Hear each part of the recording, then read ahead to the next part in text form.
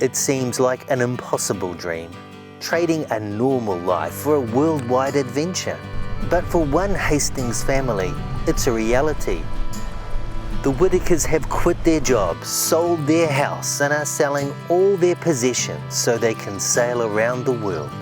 What's even braver is there's no plan B. We've just realised that even though we're the same as everybody else, 95% of everyone else is on this same sort of busy life, we decided that we'd really like to slow down and make the time we have with our little family, our kids 9 and 12, make it really count. They say the time is right, while they both have their health and the children are still living with them. We have to sell pretty much our souls and all of our time to just meet basic needs. And we have been thinking a long time about how we could change the balance in our life to have more time, more quality time together as a couple, and also as a family, have time to be really present for our children and have experiences together, rather than everybody having their own little world. Like Tim has his work world, I have my work world, the children have their own school classes, so it feels like we're all living separate lives at the moment, and I can really feel that separation, not feeling good at all. More than half of the classes in our kids' school, parents have separated, and we can really feel that if we carry on like we do, that is a real possibility happening to us as well, because we don't actually get all that much time to connect as a couple and family. So it's really just getting away from those pressures of this society and looking who are we without all those pressures, and how does life feel without having somewhere to go every morning and without having other people tell us what to do.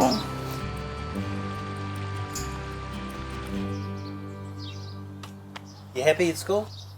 Yeah, I am actually. You got friends? Yeah, lots. Who's your best friend? I have a bunch of friends who are How do you feel about leaving your friends behind? quite bad because I'm gonna real miss them. You're gonna miss your friends? Yeah, a lot.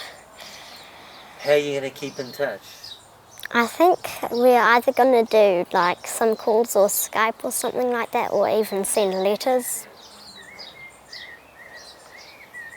Think you'll get lonely in a boat in the middle of a big ocean? Well, yeah, but I always feel like I've got somebody with me. Like the ocean is one of my big friends, and the lake, yeah. How did your parents tell you that you were selling everything and going travelling? Well, first of all, they kind of said that they'd like to go on a big journey, and then it came more real every day, and then they said that we've planned a big journey that we're going to go on, and we have to build all our Lego, and we have to get stuff to sell, and yeah, it's been quite weird. They've not yet crossed an ocean, so will be starting their adventure in Greece. The children will still be part of the New Zealand education system, enrolling in the correspondence school, and social development is in hand as well. There's actually a pretty large community of boats sailing with kids. We're members on the Facebook page of Kids for Sale, so there's a high possibility we'll team up with some of those other boats. In fact, right now there's about 30 of them crossing the Atlantic together in a rally, and that's what, it's a safety thing, it's a social thing, and we may well end up doing that as well. I'm so pumped to go to Italy. It's where the best things are made, gelato and pizza and pasta. While the children will be farewelling their school friends, Lucy, their dog, is one friend they couldn't say goodbye to. We've just fallen in love with her, and we just really wanted to take her to experience it with us. So we really want to bring the dog, so that's what's going to happen. That little dog will probably be instrumental in keeping us grounded and happy. it'll aid in security as well. She's deeply territorial, and if she's sleeping out in the cockpit and someone decides that they want our dinghy in the middle of the night, I'm sure she'll let us know. That's about to happen.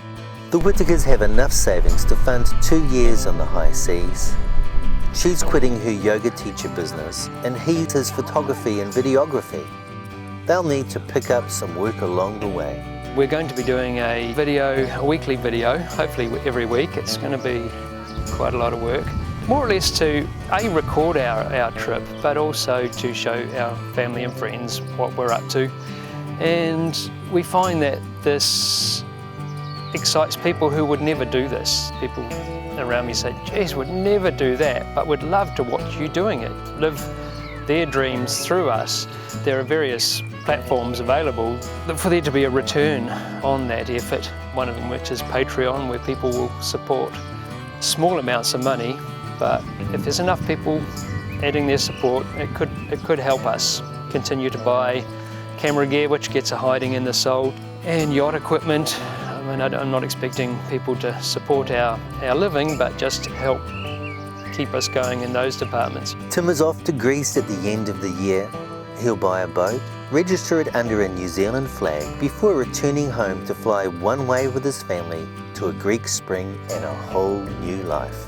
Patrick O'Sullivan, Local Focus.